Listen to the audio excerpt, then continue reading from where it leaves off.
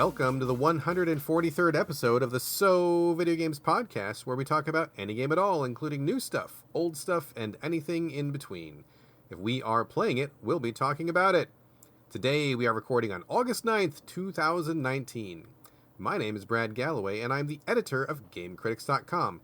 I'm also 50% of this here show. With me, as always, Corey Motley, podcast producer and co-host here at So Video Games. How you doing, Corey? Hello, Brad. I'm doing pretty well. In true Corey fashion, I would like to begin this podcast by derailing us for like 2 minutes on something that has nothing to do with the podcast. It wouldn't be So Video Games if we didn't instantly derail. But it is. I'm in a good mood, and I want to tell you why I'm in a good mood, because something kind of oddly serendipitous happened today. I also want to ask you about how things are in the state of Washington, because as you know, as everybody listening know, I bought a car about, 3 weeks ago. I also got my motorcycle fixed around the same time period. And growing up in the Midwest, when I was in Missouri and whenever I was in Nebraska, whenever you bought a car, if I'm not mistaken, you bought the car, you waited for the registration and the title to come to you in the mail, and then you took the title to the DMV or a place in order to get like the plates for it and everything. But here in Louisiana, I think that's how it worked in the Midwest. So if I'm getting that wrong, if anybody lives in Nebraska or Missouri, please tell me. Pretty sure that's how things went my entire life. In Louisiana, you buy the car, and then like a few weeks later, the dealership calls you and they're like, hey, we have your plates, come get them, and you don't have to, and your registration form, you don't have to go to the DMV, you don't have to take all your papers, you don't have to wait in line for 600 years, you just wait for them to come into the thing, and you go get your plates. And today, the weird thing happened where my plates were ready at the dealership, so I drove in after work, and I got my plate, and also, I should say plates only, because in Louisiana, you only have a back plate. In the Midwest, I had front and back plates on my cars for my entire life. And I got my registration. And then I got home, and waiting for me in the mail was my title for my car. So it was a weird, serendipitous thing where I got, somehow the mail magically synced up with the dealership. I got my title the same day as I got my plates, and I got my registration, and everything just worked so well. And I'm pretty sure it's never been that easy for me before. So that's like a little thing that put me in a good mood. Do you know how the car stuff goes where you are? No.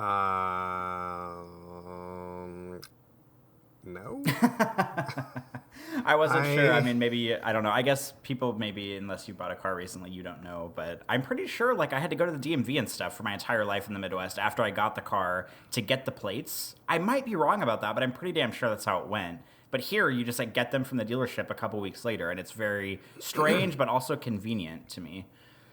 Well, I mean, I'm not trying to be flip or anything, but we haven't bought a car in, a long time. I mean, we're not people that trade up cars very often, and both of our cars are paid off because we've kept them for long enough that we actually, got to the end of the payments, and we've kept up on the maintenance and stuff. So the last time we bought a car was probably, 12 years ago. Oh, my gosh. Or something like that. We haven't bought a car recently, but I seem to recall that the dealers here did most of the work, and I want to say that we just got the registration in the mail, and I'm pretty sure we either got the plates. I'm pretty sure we got the plates in the mail, because I don't remember driving back to the dealership. I could be wrong, but basically along the same lines. We didn't have to go to the DMV for that, I don't believe. But things could change. My memory could be playing tricks on me. It's been quite a while. So I can't say for sure. Okay, I just wanted to pick your brain, but whenever you asked me how I was doing, I'm doing well because I got that stuff today. And also, I took a big-ass nap after work, so I'm, feeling energized. I have a glass of iced Thai tea next to me. I'm fresh off a nap, and I'm feeling really good today. Well, that is excellent. I'm glad to hear that you are feeling good. I'm feeling good also. Looking forward to getting this show recorded. Just a little bit of behind the curtain information. It was a real struggle. I know we say this every week, but it was a real struggle to get this show scheduled. Thank you very much for you being flexible, because I know that we were not planning to record this day. This weekend is just kind of filling up with unexpected events. Nothing bad, just, things popping up and having to reschedule and everything. So thank you for your flexibility. And I'm really glad that we could find a time tonight, because if it wasn't tonight, I'm not sure when it would have been, and I don't want to skip an episode. So anyway, all right. Just so you know, folks, this has been our banter segment that you just listened to. That is the entirety of the banter we've got this week. We are actually stuffed to the gills with titles to talk about, and we are in a little bit of a time concern. Nothing to worry about, but we're going to skip the banter this week. So I hope you enjoyed hearing about Corey's license and title adventure, and about my keeping my car forever. So anyway, apologies if you wanted more banter than that. We are going to be skipping it this week. There's not going to be anything after the closing music. Also, just a real quick apology to some of you who are recovering from last week's explicit and gory banter. Oh, Apparently we grossed a few people out. Sorry, that was not our intention. I didn't think it was that gory. I didn't even get into really the details that much. I kind of pulled back from the details. So I guess I'm glad I didn't go all the way in on that. But anyway, apologies if I made you hurl. Not my intention. So hopefully you're feeling better and less queasy by now. But unless you've got any housekeeping, Corey, I say let's talk about some games. Anything on your plate before we move ahead? I don't think so. I'm ready to talk about some games, Brad. Let's talk about some games. I'm going to turn it over to you first. And in a So Video Games first, I actually got the script written ahead of time, and I had enough time to actually do the research that you have been pretty good about doing, which I have been terrible about doing. Looked up these games, looked up their release dates, looked up their developers, so I feel way more prepared, way more on top of things. We're going to do justice to tonight's docket. So we're starting off with you, Shattered Lights, and I must emphasize that's Lights, because there's another game called Shattered Light, which is a totally different game. So this is Shattered Lights with an S. I did not know this. Yep, I found that out earlier tonight, and they're both kind of like, I don't know if they're in the same genre, but they're very easily confused for each other. I was having a hard time telling which one was which until I looked at the actual screenshots. But Shattered Lights is crafted by Team Morbid. It was released this year, 2019, by a group of students who are going to university in the Netherlands, and unless I'm mistaken, I believe their university is the one who published the game. So that's all I know about it. Corey, tell us about Shattered Lights. I would love to. Also, Brad, I'm so proud of you for doing your research this week. I'm proud of myself, but don't count on me ever doing it again. Well, this is enough. We can always think back to this episode and remember fondly how wonderfully you did your research for the show. We'll always have this moment together. Indeed, nothing can take this moment from us. Absolutely not. I want to take a selfie right now. I should take a selfie of myself. Hold on. And take a picture real quick. Oh, Smile. my God. Okay. All right, go on. All right, let's talk about Shattered Lights for a second. So I did, earlier in the week, I just kind of on a whim had been thinking about how I hadn't played VR in a long time. As we know, as regular listeners know, I have an HTC Vive VR set for my at-home PC. I don't know if there have been multiple entries of the HTC Vive, but I have whatever the old one is, whatever like the first original one is, just to get everybody up to speed if there's any new people here. And I'm kind of like the VR guy more or less for the show because I have a VR system like ready and waiting. And for a while after I had it, I feel like I was bringing VR stuff like pretty regularly to the show, like maybe like once a month, or there were occasions where I would just bring all VR to the show. And I haven't really talked about VR in a long time because, you know, the HTC is still hooked up and everything, but the room that I use VR for is also like my photo studio room and in the house. It's also, if I ever film YouTube videos, which I haven't been doing lately, the same room. Serves as our spare bedroom. It's also the office where the computer is, where I edit photos. So it's just like, it's not always convenient to have like a big space of room cleared out for it, but it has been cleared lately. So I plugged in everything for the VR the other night, and I decided to play some games. And Shattered Light is I'm bringing 2 VR games this week, but Shattered Lights, is one of the VR games that I'm bringing to the show this week. And I don't remember when I bought it. I don't remember how much it was. I just know that it was on my Steam list, and I thought, oh, here's a VR game I haven't played before, but it's right here, so why don't I try it? And there's something incredibly unique about Shattered Lights that's different than every other VR game I've played, because most VR games, you have the headset on, you have the controllers in your hands, and when you're in the game, you generally use the controllers as like a teleport mechanic to walk you around. Some games, you can actually physically walk around by using the little thumb pads, but a lot of games use a teleport mechanic because it inspires less motion sickness than physically moving you around and acting like you're walking. But Shattered Lights, I think, to my knowledge, is the first VR game I've played that does this really cool thing where, and I'm going to say really cool, and I'm going to be like, oh, this is so amazing. And I just know that on the other end of the line, Brad's going to be rolling his eyes, and he's going to be like, why is this interesting? This is not innovative at all. This is stupid. But I just want to talk about it. So it does a thing where it is like a full room scale VR game. And I don't know if the game itself, like, expands or contracts based on how big your room is, because one of the first things you do when you set up a VR system is you like hold the controller out and you kind of walk around your room and trace the perimeter of the walls with the controllers, so that way it sets up a barrier, so whenever you're playing a game you have these like bright blue gates that kind of show up when you're in the game. So if you're getting close to a wall where you might punch, or close to the wall in front of you or the sides, this like blue gate will show up, and you can turn it off, but I have it turned on in every game, where it'll keep you from running into the walls. So it's a cool, like, you know, kind of room scale measurement system, so that way you're not just like flailing around and running into walls and falling over and everything. But Shattered Lights does not have a teleport mechanic. Instead, the game is measured, and like I said, I don't know if it does this on purpose or if our room just happens to be the right size for this. It measures the game space to the room that you're in, or at least in our room. And instead of teleporting around, you physically walk around the entire area. And it kind of sets up a series of rooms where in the first room, this is a first-person horror game, by the way. I probably didn't say that yet. It's kind of... No, hold on a second. All right. You've lost me already. Oh, my God. Okay. I feel like you said something important, but I absolutely did not comprehend what it was. Did you say what was unique yet, or did you not say? Yes, it is. Instead of using the thumb pads on the controllers to, like, walk your character around the environment, and by your character, I essentially mean you, because it's a first-person game, you physically walk yourself around the entire room to get everywhere you need to go in the specific room you're in at any point. Isn't that how a lot of VR works already? No, because a lot of VR, you just kind of stand in one spot and you use the controllers to like teleport yourself around big environments or like use them to walk around. I mean, there are some games call for a little bit more movement than others, like say Super Hot, you're, you know, ducking a little bit, you're maybe taking one step side to side or one step forward and back, but you're not like physically walking around, or I mean, you probably can, but it's not necessary for you to physically like walk around the entire space that you have the VR mapped out for.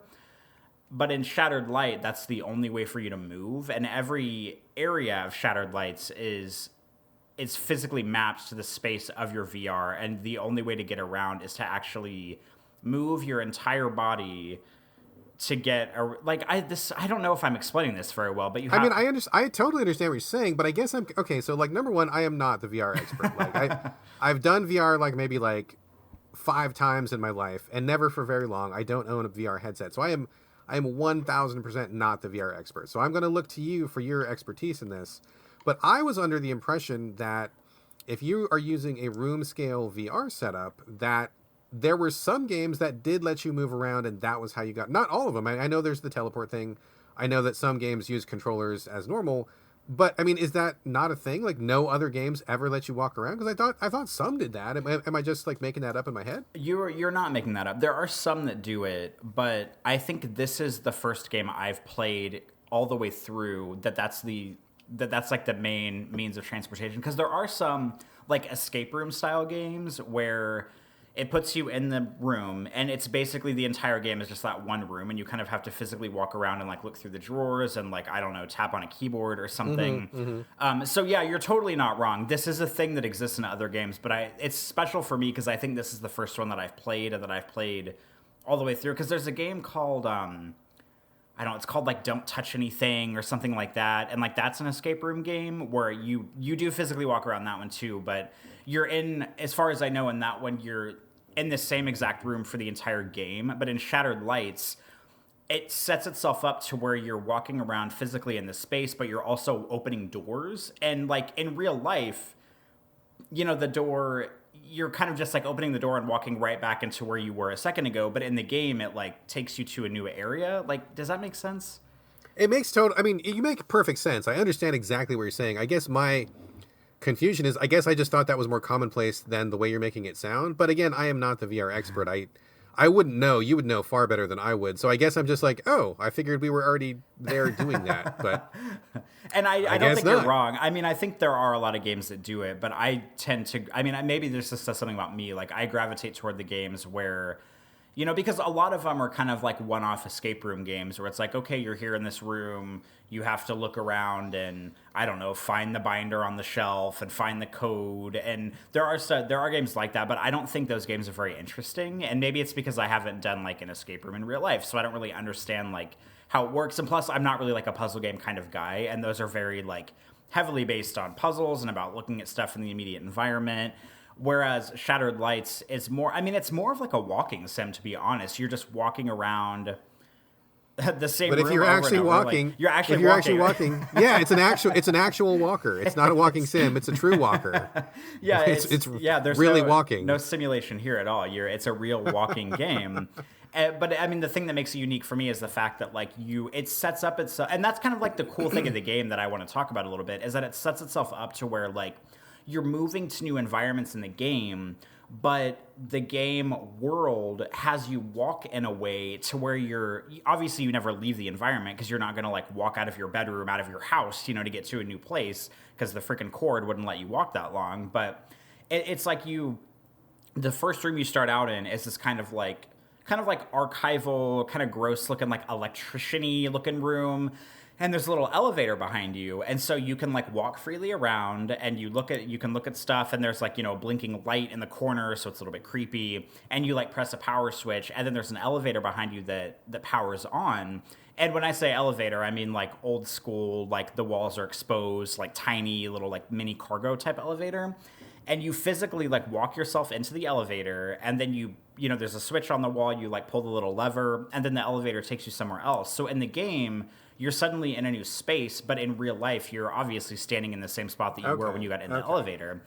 And so it kind of takes you through this series of rooms where, you know, you walk out of the elevator, and I mean, it's only like an hour long, so this isn't like a big epic game. Sure. But it's just really cool because, like, you have a flashlight, and it's like, you know, it's kind of like scary, and there's like noises and stuff, and it's kind of dank and a little bit Silent Hill-esque. And because you're working in a confined space, a lot of the rooms that you're moving through are like really tight hallways where you have to like walk up to the end of the hallway, and, you know, you're kind of like peeking your little flashlight around the corner because you hear some scary noises, and you're making these like really sharp turns to kind of go through these like they're like labyrinthine rooms, but they're also really small. And it's just like the physicality of the way that they made the spaces for each room is really well done and really fascinating to me. And I know I'm bringing this to the show as if it's some like amazing new technology, but I know there's got to be other games out there that do this. This is just the first one that I've played. And you're like opening a lot of doors, and you're walking around these little hallways, and there's a part toward the end where you have to crawl into a ventilation duct. So you literally like get down on all fours, and you're crawling around your room like an idiot to get through these ventilation ducts. Did you get a video of this? Because I've requested several times. I need Corey in VR video. I still have yet to see a single video. Where's Patrick? Put Patrick on real quick. He is. I need this to be filmed. He's conveniently not home at the moment, and bastard. Okay. Yeah, I've not filmed any of this, but yeah, there's like a section where you go through a ventilation duct, and you're literally like crawling around the room on all fours, like getting through this ventilation duct, and like there's one part where you kind of like walk through this little hallway, and it takes you out to like the ledge of this big like mechanical structure, and you have to like shimmy along the ledge, and you're looking out, and instead of being in this cramped confined room like you've been in a lot of the game, you're suddenly seeing this giant exposed sort of like mechanical chasm in front of you, and you like literally have to shimmy down this like little ledge in order to get to the other side. And it's a really great use of space and a great use of visuals, and it just kind of puts you in, it's just one of those like scary VR things where it's like, oh, suddenly you're up in the air and you're on this tiny ledge, and you have to physically walk around the room. Like, you're not just pointing a controller and pressing a button in order to get somewhere like you do in a lot of games. You're physically walking around the space to get where you need to go. And I mean, in this game, like I really liked it, and I thought it was really clever and really well done. But it's also like for the average player, like for you, for example, if I put you in this game, you would probably be like, oh, like, what's the big deal? Like, I don't really get it. Like, I've been walking around entire cities and other video games, and you're like making a big deal out of like walking around this one room like a million times. I've been walking around my whole damn life. What's going on here? But just like the way that they made the space work in order to take you, because you move through probably like 20 or 30 rooms in the game, and the fact that you like physically walk around, the perimeter of the room every time, and you're walking through these tiny little hallways, and you're pointing your flashlight, and you're opening doors, and you're taking elevators, and just the way that they mapped the space to work with your room scale VR system in order to get around, I thought was really impressive. And I didn't mean to talk about this game as long as I am, because I thought I was going to be like, oh, here's the technology, I liked it, the end. But I guess maybe it's worth like talking about just a tiny bit more, because like I just thought it was really clever and really well done, and I was really impressed with the way that they mapped the space and how creepy it was and everything. And there's like a big old jump scare at the end, because of course there's a jump scare at the end. So spoiler alert, if you want to play this game and you're like terrified of VR jump scares, maybe like, I don't know, sit this one out or something. But I was really impressed by it, because I haven't played anything like this on VR yet, even though I'm sure there's stuff out there like it. And I just thought it was really well done. I want to give a little shout out on the show. So whoever the university students at Morbid Games, like, good job, guys. Like, this is good work, and I'm really impressed. Excellent. Well, this, I didn't know what to expect when you were going to bring this game to the docket. And I guess that, you kind of shed some light on a big, gap in my game knowledge. I mean, I don't think it's currently possible for any one person to know everything about games. It's just gotten too big and too diverse. There's just not enough time for everything.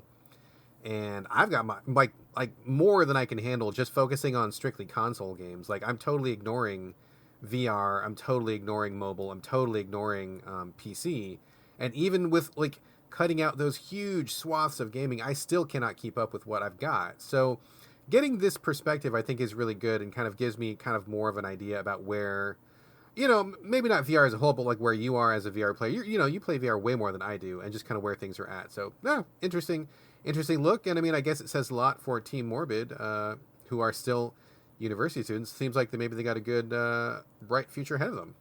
I hope so. I hope that, I don't know, they will go on to be VR developers or something like that, because this is I was just impressed by the way that they mapped the game and how well it worked for room scale VR. And just like, I hadn't, because I'm so used to just teleporting in games using the thumb pad and the controllers, this felt like a really kind of fresh experience for me, and I really appreciated it.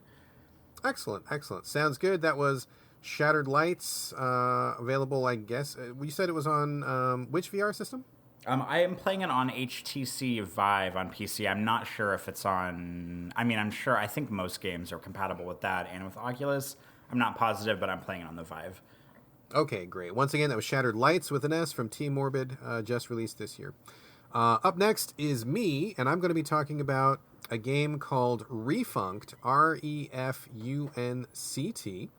I believe this was made by either one person or by a very small team, but in the credits, the only person listed is Dominique Grieshofer. I don't know who that person is, never heard of that person before. Looked them up. They've only made one other game, so just I don't know if they're still doing games or what they're up to. But Refunct was released in 2015 on PC. I don't know what happened, and to be perfectly honest with you, I don't remember how I ended up picking it up, but I saw it on PS4, and it must be really recent, because I don't remember seeing it before. Maybe that's just my memory playing tricks on me, but I just picked it up recently for, like, I want to say, like, 99 cents or something like that. Like, it was like $1. I mean, totally under $5 for sure. And didn't know much about it, but I liked the look of it. Like, it looked very minimal. This is a first-person parkour game. Oh my god! Where, hold on, yeah. What? How are you playing this out of the two of us? What's going on here? I know, right? First-person and parkour. You would think this would totally be a Corey-ass game, but I am the one bringing this. Maybe you should look into it. I don't know, but see what I say about this and see if it strikes you. But this is a first-person parkour game. It's set in a very abstract world made up of like concrete blocks and pillars and slabs, and it's set in like this like endless fantasy world where there's just like just water forever, and just you're standing on a little island of concrete blocks. So it's not meant to be a real representation. It's not meant to have a story. It's just the experience of moving in the environment with the parkour movement and just doing the task of raising more of the city from underwater to make the city that you're in bigger. So you start off in a very small concrete patch, just a couple of concrete blocks. You push a button, and then another patch of concrete blocks rises from beneath the surface of the water. You jump on that, and as it goes, it's asking you to do like more and more and more complicated maneuvers. So like the first maneuver is like walk forward, push a button, no big deal. The second one is like walk forward and jump, push a button, no big deal. And then it goes on. Like at first it seems like it's going to be kind of boring and slow, but you know, before too long, the developer Greaseoffer really, really masterfully adds in mechanics. Like every time you bring up a new chunk of the city, it makes the city that you have larger, and you can go back. It just becomes one big open world area as you grow it. But you can use the techniques that you have to just explore more and more. And the more you explore, the more city you raise from underneath the water. There are also little collectibles to pick up. They don't really do anything, but if you pick them up, they give you like one or two sentences of text. So it's kind of like the developer like kind of giving you a message, talking you through it a little bit. And that's really like all there is to it. Like you just do some parkour. Like interestingly, they don't give you any tips. It's like you just start and it's up to you to figure it out. So I guess you have to make a couple of intuitive leaps about, you know, oh, can I wall run? Oh, yes, I can. Can I do like a wall-to-wall jump? Yes, I can. Can I hang on to a ledge? Sure. You know, so you're kind of testing it out as you go. So that's really all there is to it. You just keep doing parkour until the whole city is raised from beneath the surface of the water. You get a little brief message at the end, and then that's it. It's over. The whole game is probably about 45 minutes long. And I see that there are achievements for it. You can speedrun it, it says, like, I think in 5 minutes. So if you know exactly what to do, you can just blaze through it. But I will tell you why I brought this game to the show. So we don't talk about politics often on the show. I'm not going to talk about it now. Other than to say that the world is a dumpster fire on many levels right now. Flaming dumpster fire. There's all sorts of awfulness going on. And that day that I started playing Refunct, I was feeling really stressed. I was feeling like a really broken person. I was like reading Twitter and reading the news and seeing what had been happening in the real world. And it was like a lot, man. Like I was kind of cracking under the pressure a little bit because it's really frustrating to know that there's all this awful stuff going on in the world. At the same time, I don't know how much difference I can make as one person. You know, there's only so much one person can do without putting themselves in danger or without, you know, breaking the law or whatever. And so, you know, I'm sure that I'm not the only one feeling this, where there's a lot of things that I wish I could change or wish I could do, and I couldn't do anything. And I was just feeling I was just having a real bad day, man. Like I was just not able to process like life. I was not able to process the stress. I was not able to process the news. I just had kind of like maxed out on it, right? And I just couldn't do anything. Just really just was not on top of my game. So I went to the PS4 and I'm thinking I got to play something to get my mind off it, just to take some pressure off. And I saw this in my you know, PS4 library. I'm like, oh yeah, that's right, I forgot I bought this a while ago. So I started up, and it was absolutely the game that I needed at the exact moment that I needed it. It was small.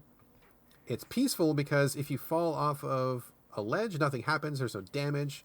There's no health bars. There's no points. There's no time. There's no enemies. There's no combat. There's no score. It's just you being in the environment. That's all. Like nothing bad can happen to you. The developer is not trying to punish you in any way. And you're just there. Like they're just giving you these little messages if you find the pickups, and growing the city. It's like totally tranquil, totally peaceful. The music is real relaxing. The graphics are real soothing. And no matter how many times you fall, like it's not a big deal. You can just go back and try again. And completing the game is very easy. Like I mean, and I don't say that as a negative. I mean, I think it's totally fine that it's easy, because I think that really contributes to its very zen-like, relaxing quality. If you want to complete it 100% by getting all the pickups, you can get like 99% of them, no problem. And then there's like one or two that are like a little bit tricky, but not super tricky. If you think about it for 5 minutes, you'll figure it out. So like overall, it's a very easy game, but I say that as a good thing. I really don't. That is not a criticism at all, because I just played this game and I just felt so like almost healed in a way. Like it just really got me in the zone I needed to be. It was zero stress. It was welcoming me in. It definitely wanted me to play. And when you get to the end of it, it finishes on a good note, and it just left me feeling a lot better after I played it than I was feeling when I started it, and that's not something that every game can do. So I felt like it was worth it to mention on the show just for that reason alone. But other than that, I mean, I think it's great to have a small indie experience that you can finish in one sitting and that just really doesn't want to fuck with you. Like, it doesn't want to punish you. And I think those games are too few and far between these days, man. I think ever since Dark Souls, developers have gotten punish happy, and I'm kind of over it, you know? So I had a really, really, really good experience with this game. I finished the whole thing in like 40 minutes, and I just got done with it. I'm like, oh my God, like, thank you. I tweeted out to the developer, thank you for making this. I had the best time. This is exactly what I needed. This was like the Band-Aid to my soul that I needed, and I just was really glad that I played it. So I had a great time with Refunct. Loved it. Would totally recommend it to anybody who was feeling like I was or who wants that kind of experience. And it's like, you know, $1, $2, $3 or something. It's totally worth it. So thoughts, ideas, hopes, dreams, Corey? This story, and in usual Brad Galloway fashion, this story took a lot of twists and turns that I was not expecting whenever you started talking about it. Because when you set a parkour game, I mean, obviously the first thing I thought was, why were you the one playing this? How rude of you. I should be the one playing this. And second of all, like, whenever you started talking about how it's kind of like an arcade-like experience where it's just sort of like you and, you know, doing the jumps and doing the runs and the wall runs and getting around the environment, obviously the first thing I thought was like, oh, this must be like really fucking hard. Like, it's probably one of those games where it's like a really hard time trial and it's like you're busting your ass and you're losing and you're falling and the game is like, fuck you, do better. And then all of a sudden you're like, oh, never mind. Actually, the game is really easy and it's just really fun to play. And it's really like, I don't know, a relaxing experience, because I wouldn't have expected that from this.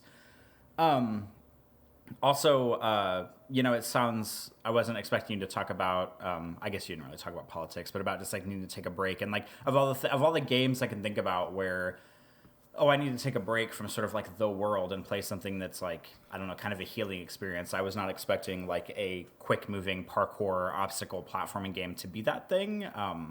But everything, the good news is that everything you said about this sort of like made me way more interested in it. Like the more you talked, I was ready, as always, whenever you talk about games on the show, for you to like give like this grandiose lead up to the game and then finish up by being like, yeah, it was garbage and I hated it. I do that. I admit that is my jam. That is 100% your jam.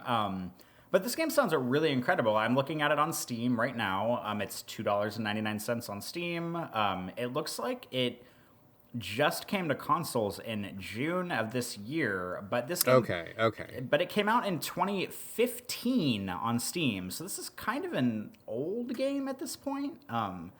So it's a little bit older, but I mean, you and I are both guilty of charged of this, where we will find a game on consoles that launches years after it comes out on Steam, and then we bring it to the show. But I am super interested in this. I'm definitely going to look this up as soon as we finish recording. And if I don't really feel like I would be good at this on PC, because this doesn't seem like a good mouse and keyboard experience for me. But apparently it's on Switch, Xbox, and PS4. Do you think this game would be a good fit for the Switch?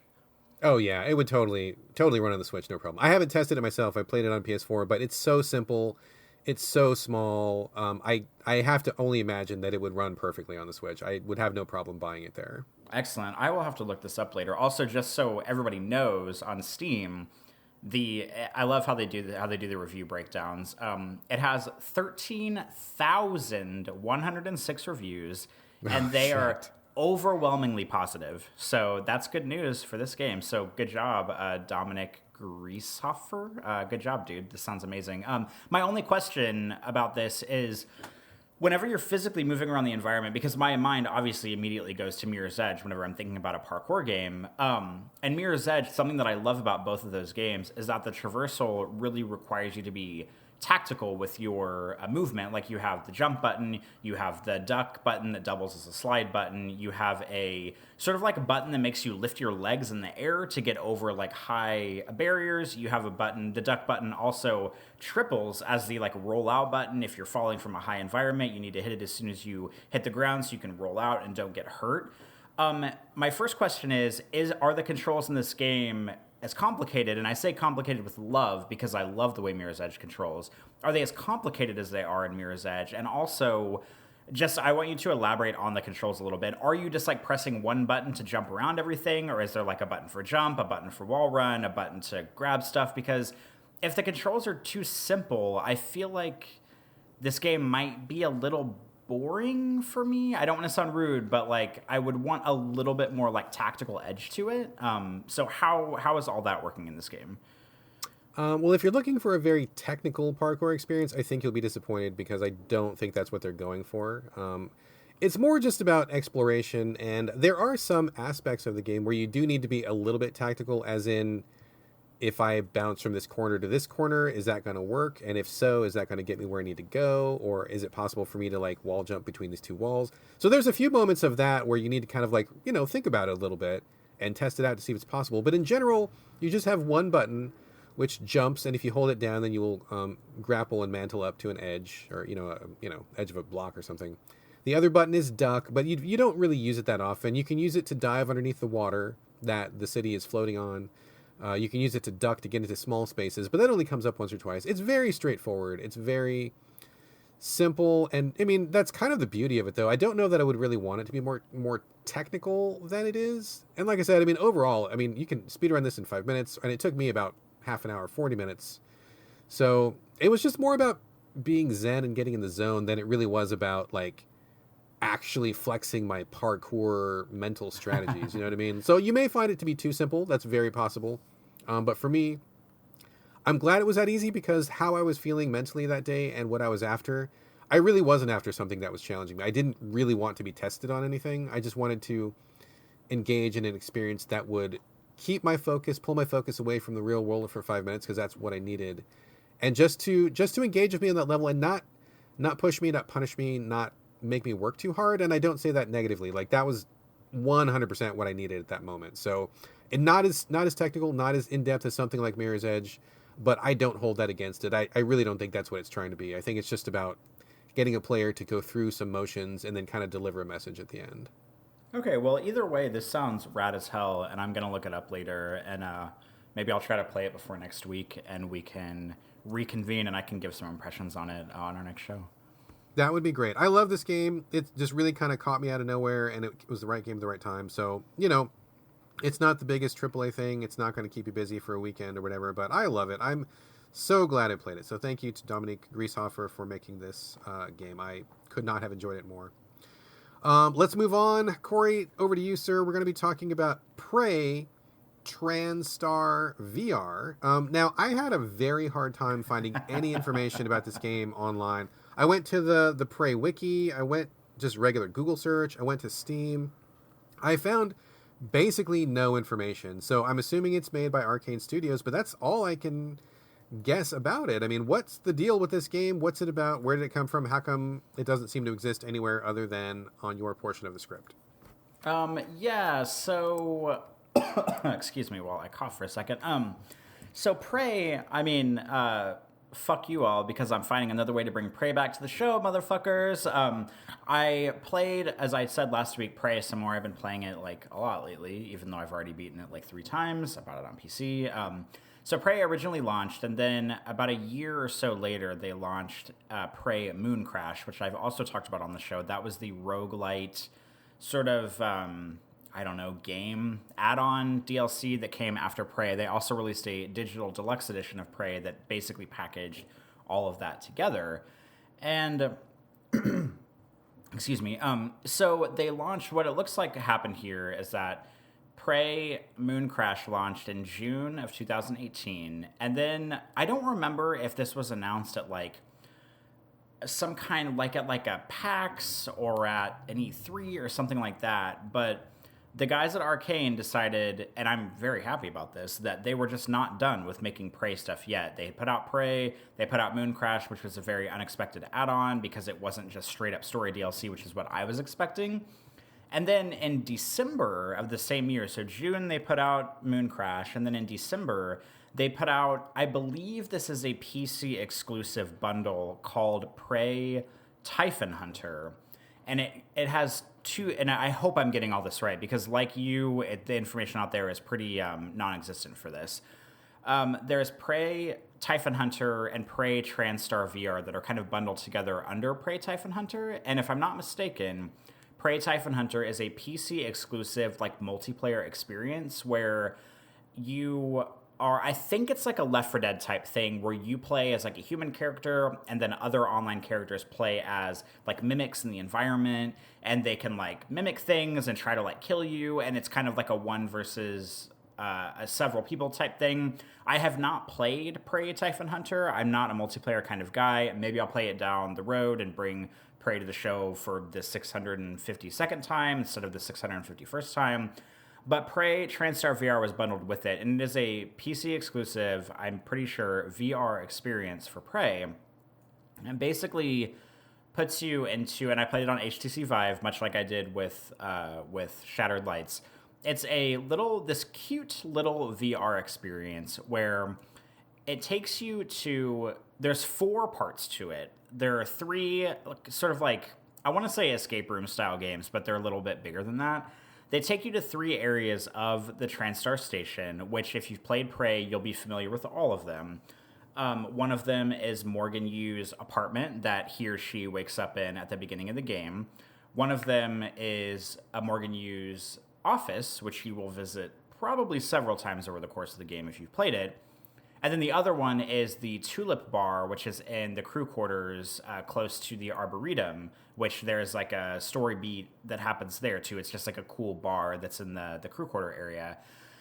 And it is a first-person game where it's set as a prequel to everything that happens on Prey, but it's not like super story-heavy. This game is not here to like move you emotionally. It's just like a very cute kind of like trifecta of little games where, like, in the first one, you play as Dr. Calvino, who's in the game, and he's in Morgan Yu's bedroom. And at the beginning of the game, there's this cool, like, I don't really want to spoil it for anybody who hasn't played it, but there's, like, kind of this big illusion that happens at the beginning of the game.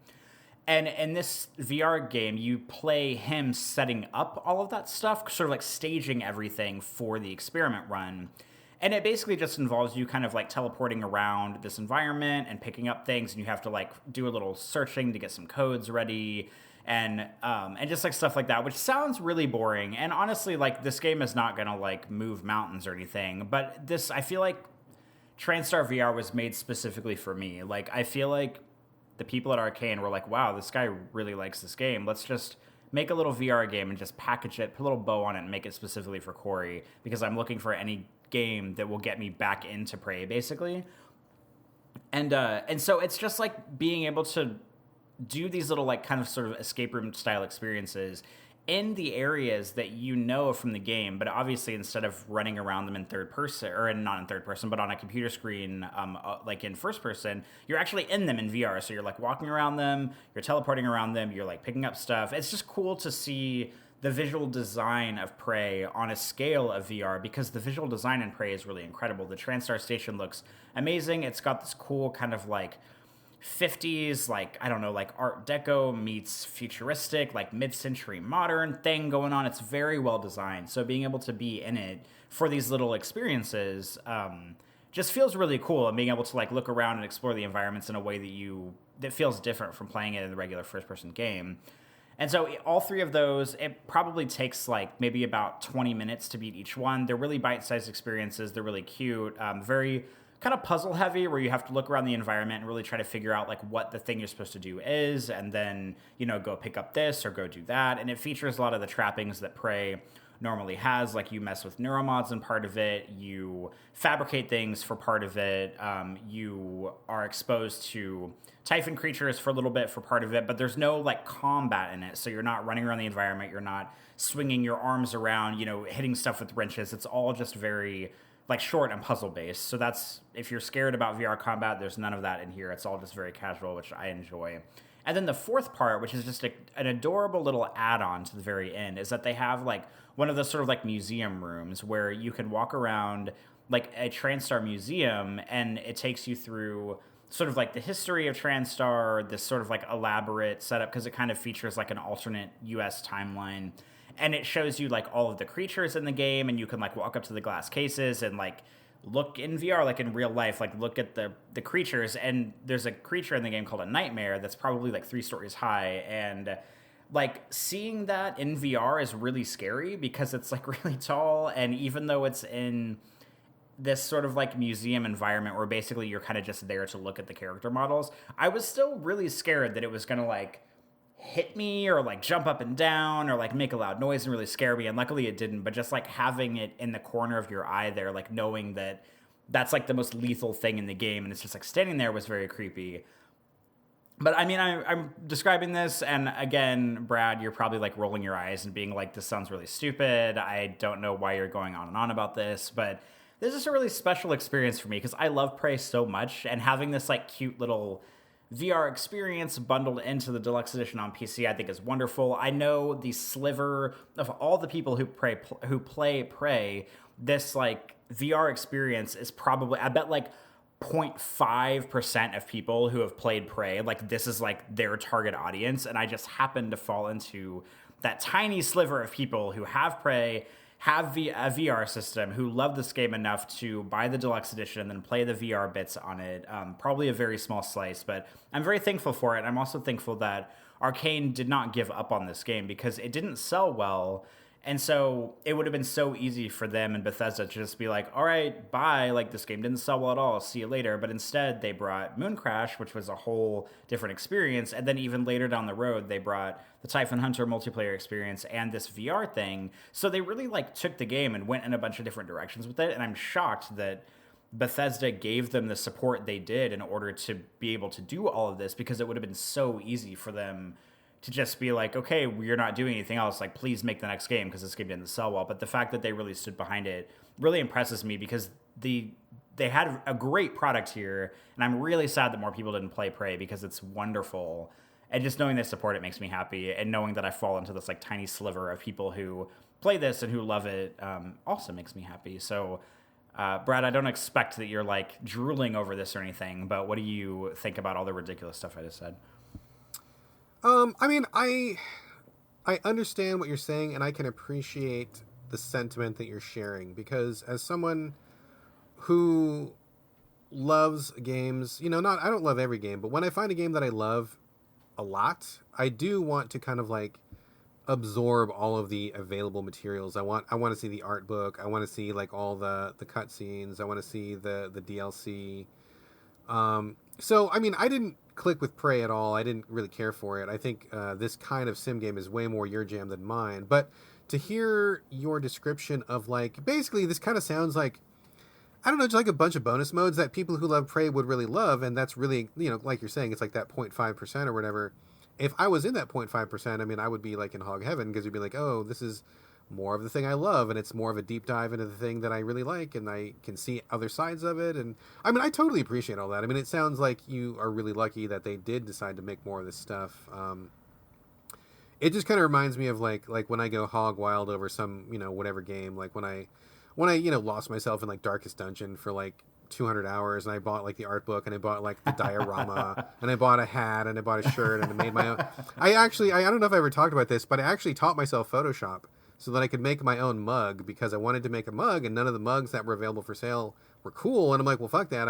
I know the mug that I want, and I have some artistic skill, but I've never used Photoshop. So I got like a free Photoshop-like program, and I spent like 4 hours figuring out like how to do the layers and like how to move pieces around and stuff. And I finally did make the mug. So that was like, that was my little brief psychosis with Darkest Dungeon. It sounds a lot like kind of what you're doing here. Like you're just reveling in like the little bits and bobs, and I think that's really cool as a fan. I mean, I don't care one way or the other about Prey, but I do appreciate that you are appreciating it. Yeah, and I don't. So when you were talking about that, I'm gonna put this. I know I don't need to put this into perspective for you, but like let's like imagine that we're living in this alternate timeline where, say, you played the first Mass Effect game. And I know, I'm only saying this because I know it's one of your favorite games of all time. Oh, yeah. You played Mass Effect. It sold horribly. Nobody else played it, but you love it so much. And then suddenly you get this, like, VR game that lets you, like, walk around the Normandy and walk around, like... Yeah, that would be dope as hell, dude. Like, absolutely. Yeah, like, that's basically, like, what this is for me. Like, this beautiful game that I love that I feel like not enough people played. And I'm just shocked that... I mean, above anything, I'm shocked that Bethesda and Arcane signed off to do this kind of stuff, because I cannot imagine very many people have played Prey, Typhon Hunter, or the TranStar VR thing, because the audience has got to be so slim for it. So I'm just so impressed that they even like went forward and did it. And I mean, like I said, I've only played TranStar VR, I think I completed all 4 portions in like an hour and a half or something like that, like maybe about an hour or so. So, it's not like they made this 40-hour epic, translated entire Prey into VR like they did for like Fallout 4 or something. But just the fact that we got it at all, I'm just so thankful and really impressed that they really put the time and energy into it. Yeah, that's awesome. I mean, I'm really glad that you got a chance to enjoy this. I'm glad they got a chance to make it. I'm really happy that you realized this product was a thing, and that you were able to enjoy it. And I'm sure that if there's anybody from Arcane Studios listening to this, first of all, hello. Also, second of all, know that your work did not go unappreciated. I mean, I don't know anybody who's a bigger Prey fan than you, so I'm glad that you finally got to check this out. Any final thoughts, or should we move ahead? I don't think so. We can move on. All right, excellent. I have a couple quick ones here. First of all, I'm going to be talking about Solo, Islands of the Heart. This is put out from Team Gotham, originally released in 2018. They are a team from Madrid, Spain, and they've only made one other game, so this is like their second game. I heard about it last year when Dan Weissenberger reviewed it at Game Critics, and I remember him being fairly positive on it. Not super hot, but, positive. But I was very curious about this one because it is a very cute-looking, like the art style is very like warm and welcoming. The characters are all kind of like short and chubby, and the world is colorful, and it just looks very pleasant. But the hook of this game is that it's kind of about relationships. I was very impressed at the start because you can not only choose your gender, and it was male, female, or non-binary, which I was already impressed with. You can also choose who you want to fall in love with, and you can also choose male, female, non-binary, or anybody, which I believe the game just randomly picks one for you. And as you play the game, after you start the game and start playing the game, you can change your gender at any time in case you feel like maybe you've made a wrong choice, or maybe you want to, for whatever reason you want to change. Just like you can in real life, by the way. Just like real life. So I was very impressed by that start. So basically it's a third person, kind of not really a top down, but you can move the camera around, but it's easiest in general if you have the camera above your character and you're looking down. They start off on an island, and then they have this like phantom partner that they interact with every once in a while. And this partner will show up and say something, and then you're let loose on this island, and what you got to do is on every island there's a lighthouse and a totem. So you have to make your way first to the lighthouse, activate the lighthouse. The lighthouse will shoot a laser that goes to the totem. That activates the totem, and when you get there, it asks you a relationship question. So, like, one question will be like, are you only capable of loving one person, or do you think it's possible that people can love many people? And then you have an answer. You pick an answer. After you pick your answer, then your, like, phantom partner will pop up a little bit later on and, like, have a response that kind of challenges what you said in your answer. And so that's basically the flow of the game. You get to a little island. There's a puzzle. You activate the lighthouse, activate the totem, answer your question, and then see how that plays out with like your quote-unquote phantom partner later on. Pretty cool idea. I was really interested in this. I really would like games to explore relationships, emotion, any of that stuff. I feel like we really base so much of our human existence on those things, and yet they do not translate to games very easily, and I don't feel like games have really done a great job of exploring those in any depth. I mean, there's been a few standouts here and there, but in general, I think that kind of relationship has not really been translated into a lot of gameplay. So I was very excited to check it out for that reason. Unfortunately, this game did not end up clicking with me, and I bailed about two-thirds of the way through. Yeah, I know, it started out really good, but what happened was, so the gameplay of this game when you're on these islands, it's about boxes, which is really strange. So, like, I wasn't sure if the game was going to just, maybe the first island's about boxes, and then the second one would be about something else, and then the third island would be something. Like, no, but, like, it ends up being boxes the whole way through, and so what ends up happening is, it's always difficult to get to the lighthouse, and it's always difficult to get to the totem, and you need to get there. So what you got to do is you have this little magic staff where you can pick up and rotate boxes, and it's kind of as exciting as that sounds. At first, they're just regular boxes. Stack them up, use them as stairs, get to the thing, no big deal. It's quick and easy. It's fine. Later on, they have, like, boxes where, like, wind is gusting out of them in a certain direction, so you can flip the box around and make the wind point in a certain way. And then you have to kind of like cleverly stack them in a way to, let you get where you're going. There are these other boxes where, like, once you put the box down, a little bridge pops out of it, and so you need to point the bridge in the right way. But then you also have to stack it the right way and point it the right way. And I got to be honest, I just got sick of fucking fiddling with boxes after a while. I was like, it's such a cool premise, and I think the exploration of relationships is so interesting, and there's so much material to mine there. And to be honest, like, when you pick an answer, it seems like, you've got your answer in mind, and that's fine, but then when your phantom partner pops up later, they always ask you something that really pushes you on it. So, like, for example, when they talked about whether you think a person can love one person or they can love many, I think my answer was something like, I can only love one person, but I believe that other people can love other people. I wanted to, like, respect other people, right? Like, that's not my choice in real life, but, like, if other people want to make that choice, that's totally fine. So then when my phantom partner pops up later on, she's like, oh, well, is it okay with you if I love someone else? And I'm like, oh, well, that's not what I had in mind at all. So I guess maybe we need to talk about this. So it was... it got kind of a response out of me, and I think that was really successful, and I liked that part of it very much, because it made me think about what I had answered, and it made me test whether what I said was really what I meant. Really thoughtful, really interesting, really curious.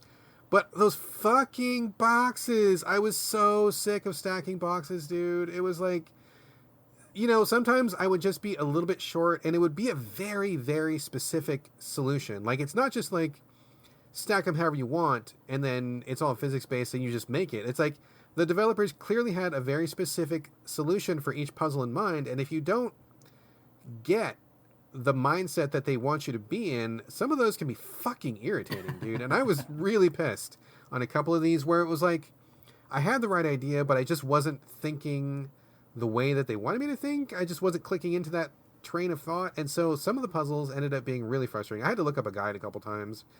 And I just was like, man, I like half of this game a lot, and the other half is just really pissing me off. And I got about 2/3 of the way through. I just didn't want to stack any more boxes. I got to a part where there's boxes where the box sticks to a wall, and then I had the bridge boxes, then I had the wind boxes, and then I had the regular boxes, and I'm like, I don't want to fucking stack any more boxes. I just want to ask me the questions.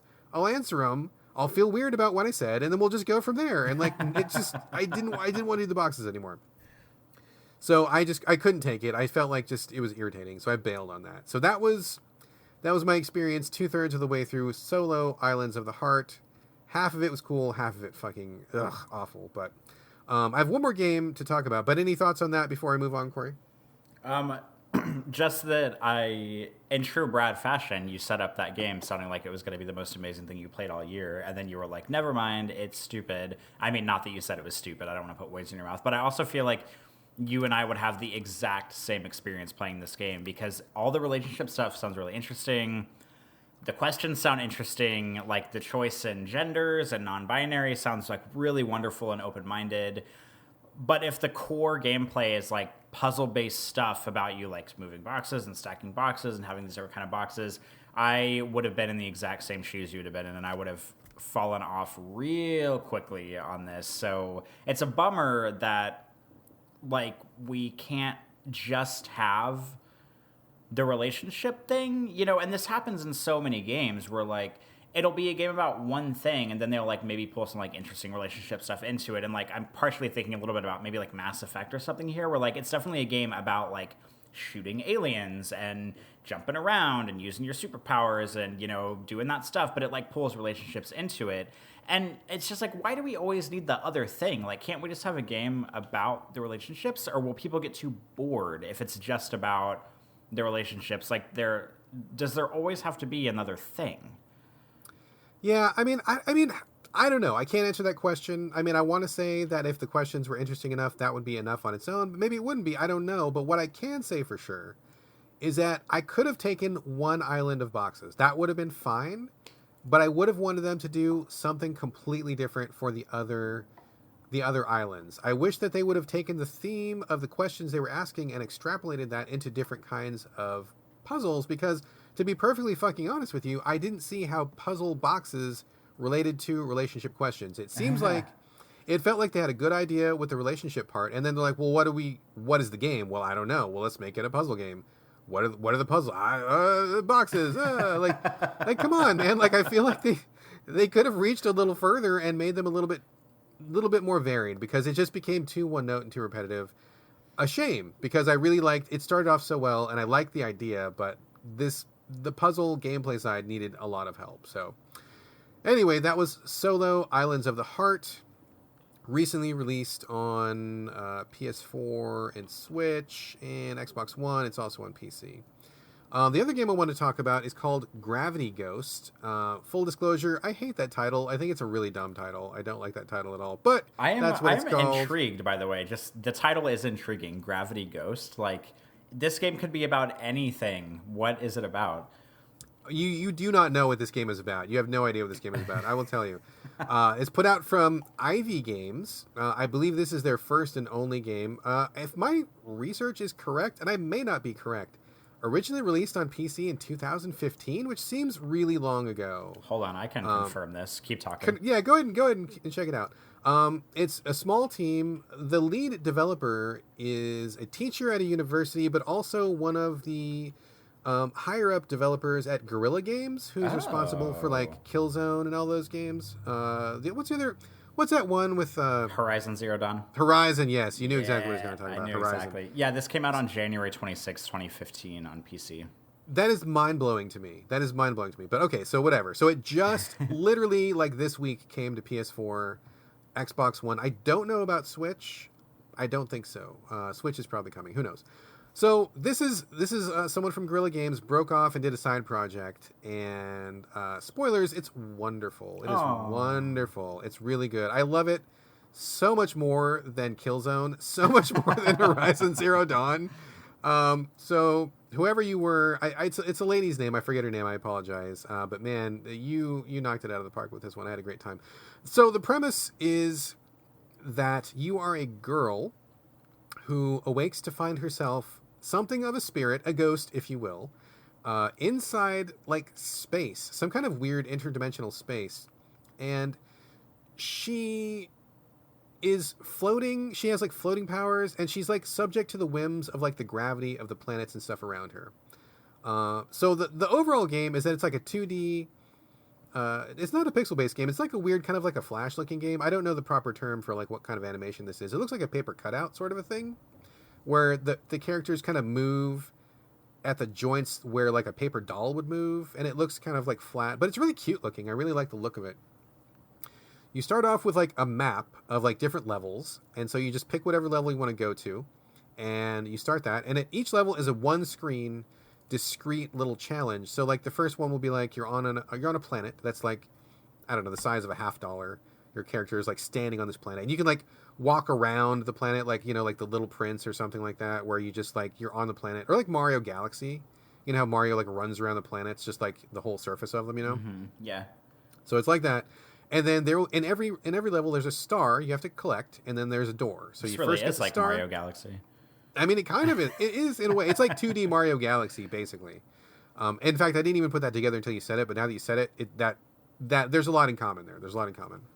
So you play with the physics of this a lot. So every level has a star and a door, but the door is sometimes on a planet that's rotating at a certain speed. The star is in a certain place that's rotating at a different speed, and you have to like launch yourself into space and like work with the gravity of the planets to kind of like slingshot yourself around. And at the beginning of the game, you're just at the whim of the planets, and you're just hoping that you make a good jump, and you're kind of struggling with it a little bit. But as the game goes on, you unlock further powers. Like you'll have a power that will instantly shoot you towards the surface of a planet. Like you kind of like increase your gravity, so you get real heavy and you shoot towards the planet. There's one where you can kind of glide in the same direction that you're pointed at. There's one where you can draw things closer to you. Like if you're trying to collect these little items, you can like collect them to you. You don't have to touch them, but just get kind of in the ballpark, and they suck onto you, which is great because sometimes it's hard to be very specific in a game like this.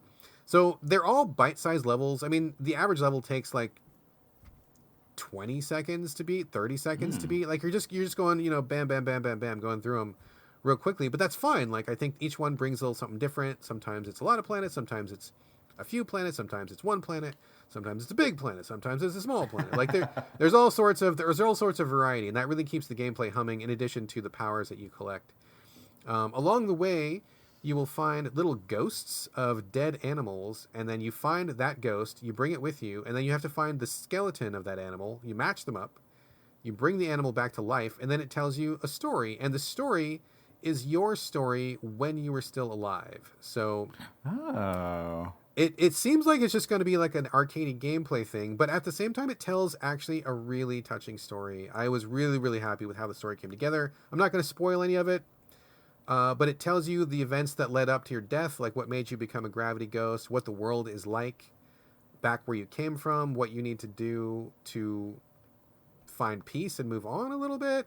But it all unfolds like so lovely in these little vignettes. There's little twists and turns, and I give it huge props for not pulling away from the darkness. There's a few moments that I found to be actually quite dark, and I was wondering if they were gonna go there, and they did. And I was like really happy to see that, because it just gave this air of authenticity, and it really gave some gravitas to the whole thing. Really liked the story a lot. Really liked the way it ended a lot. Very much like the ending. And the whole thing is probably like 3 hours long as you don't get too stuck on any of the levels. And to be honest, most of the levels are quite easy. There's a couple that had me trying it a few times, but in general, you just blow through them pretty quick, and that's not a problem. It's just really entertaining to kind of like play with the physics and fly around and use the different powers. I will say there are some challenge levels after you finish the game, and those can fuck right off, because those are hard as hell. I was like, oh my god. I thought I was going to blow through those too. Yeah, no. They were like, yeah, you had a good time in the main game, and now you're going to hate this game. And I was like, okay, I did a couple levels, got super frustrated, turned it off. But that does not take away from the main game, which I think is great. Great pace. The ending is great. The story is great. The art is great. The music is really good too. I mean, I think this is a wonderful game. I still don't like the title. I think Gravity Ghost sounds like something that Scooby-Doo would try to fight in one of his episodes. But overall, this is a wonderful indie. I just had a marvelous time from start to finish. You and I are on a motherfucking roll with like games that came out like 3 years ago or 4 We're digging years them up. ago. We are digging them up. That have like come around again. And also like this is like, I know we tend to bring indie games to the show, but we're on like an indie show today. This is like Indie Showcase 2015, fast forward to 2019 when they get re-released. Like that's today's show right now. This is where I love So Video Games to be. I feel like this is our fucking jam. I feel like this is where our show is the best, and I love an episode like this where we're throwing a little shade, but like overall we're just loving on some stuff and hopefully bringing some games to people who may not know about them. That is like the high point of this show for me. So I'm really happy with this episode today. I mean, I guess I'm just kind of patting myself on the back and like blowing my own horn, which is not what I intend to do. Not trying to be like, yeah, we're so fucking cool. Our show is the best. Totally don't mean to do that. I apologize if that sounded really egocentric. Not my intention. But yeah, we got a good selection today, just kind of by accident. So anyway. Yeah, and it's weird that like you and I, because we rarely like talk about what we're going to talk about beforehand. We just kind of say, hey, here's the games I'm bringing to the show. And somehow you and I both like brought indie games that came out in 2015 that are being like resurrected in 2019. Like, how did we do this? Totally not arranged. I mean, I didn't know what games you had until like 15 minutes before the show and vice versa. So I don't know. It just happened. It just worked that way. I guess that's why we make a good team. But you think you're going to give Gravity Ghost a try? Does it sound like your jam or not? I think the story sounds interesting, but I'm worried that it would be too puzzle-y for me and a little bit too tedious. But you did say that most of them are pretty easy, so maybe it would be like something I could handle. But I'm worried that an entire game of these sort of like, you know, gravity platforming puzzles might be a little bit too much for me. I can't say if it would be your jam or not, but I will say that even though it's a short game, I think I played it in about 3 sittings. Because after about an hour, I was like, okay, I'm good on these. Like, I didn't, you know, like, it's not something that you can just jam through. I enjoyed them, but I mean, you know, you're only doing gravity puzzles, and I don't want to say that they're puzzles. They're just like challenges, I guess, or just, you know, just manipulation of the character in a level. They're not really puzzles, and most of them, like I said, are like 30 seconds or less. So you're going through them at a pretty quick pace. But it's still, I did hit a point at which I'm like, okay, I don't want to do any more gravity puzzles right now, and I move on. But I'm glad I played it. I mean, I came back to it eagerly, and I'm really glad I finished it. So I don't know if it's your thing, but I really liked it a lot, and I got to say, these guys did a great job. I love this more than anything Guerrilla has put out, like, ever. So, all right, let's move on. I'm very curious to hear about this next game, because this is one that I suggested to you, and I was really afraid I was going to make you waste your $5. So I was on edge wondering if you're going to ask me for a refund or something. This is Sagebrush, put out by Redact Games in 2018 on PC. Just made it to consoles like this week. This is the first game from Redact, and I believe they are based in Michigan. So hello to Michigan. So Corey Motley, tell us about Sagebrush. I would love to talk about Sagebrush. And I was nervous whenever you recommended this to me because I don't know why I get nervous because you know my taste so well. But the thing that made me nervous is I looked at it and I did buy it like almost immediately. Although I went through a comedy of errors trying to decide what console to buy it on because, of course, I looked at it on PS4 and I was like, hey, I think I've seen this on Switch. And I went to the Switch, and luckily the Switch tax was only like $1 more than the PS4 version, which is unheard of. Usually it's like 6 times more than the PS4 version. And then I thought to myself, this looks like it originated on the PC, so let me go open Steam and see what it looks like on Steam. And it was like $2 more on Steam. Usually it's the cheapest on Steam, especially because it's been out for a couple of years, or for like I guess like at almost least a year. On Steam. Yeah. And so I was really surprised. I mean, and I don't want to like, this is going to make me sound like a huge asshole, but it's only $6.99 on Steam. So it's not like it was like $50 on Steam, and then like $30 on PS4. Like it's very cheap no matter which way you slice it.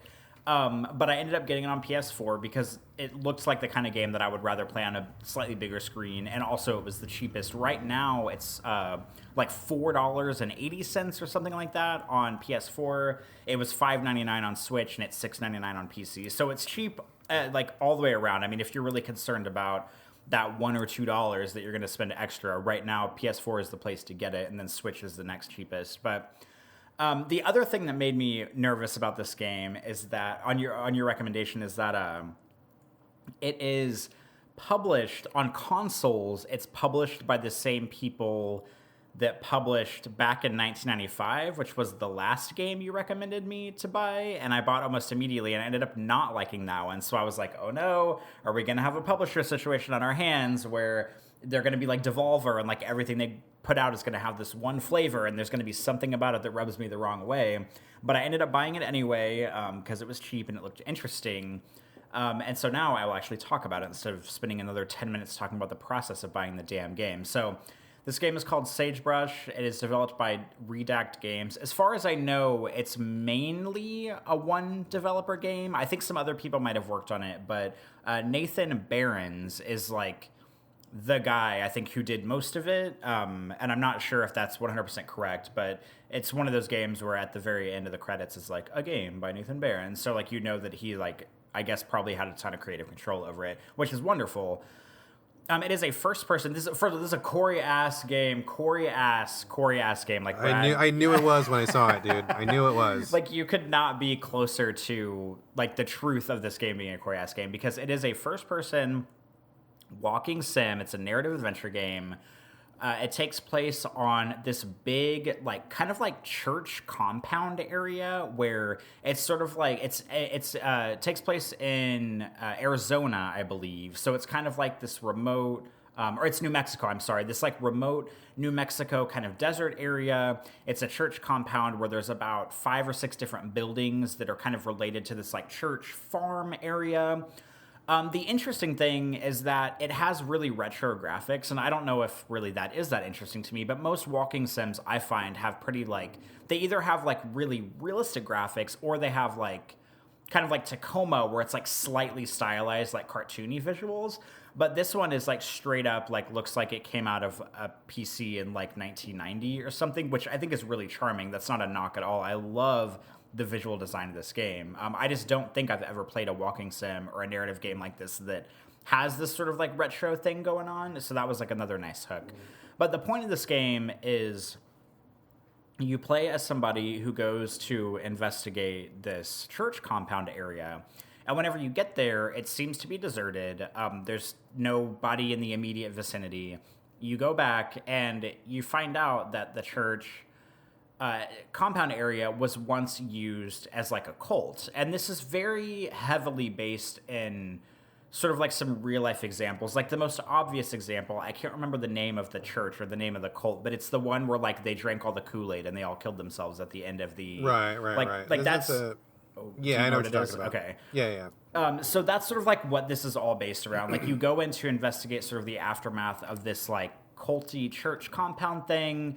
I believe the game is pretty upfront in the description about like the fact that basically a bunch of people died there and you're kind of going in to see what happened. And so this is like the synthesis of everything that I love in video games, because it's like it's first person, there's no combat. I mean, I love combat in games, don't get me wrong, but it's first person, there's no combat. It's very like, I mean, I say looking through people's shit simulators, like this is like totally like 100% that. You're just like kind of slowly exploring these compound buildings. There's like a couple of really small puzzles, and by puzzles I mean you like read a document that says, hey, there's a key in this building. You go and you get the key, and then you have to like start a generator and turn it on so you're not, moving blocks around and wind blocks and bridge blocks like in the game you had played earlier.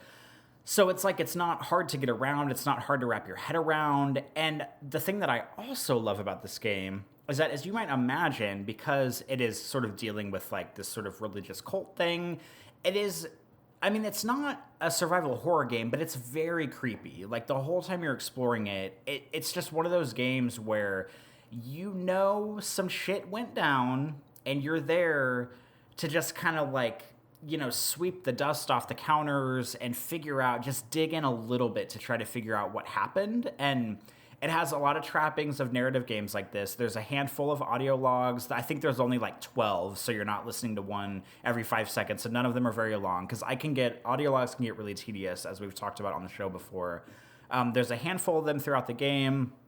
There's documents to read, but none of the documents are like long, or it's not like chapters of information. Usually it's just like a couple pages of stuff, so even those aren't super involved.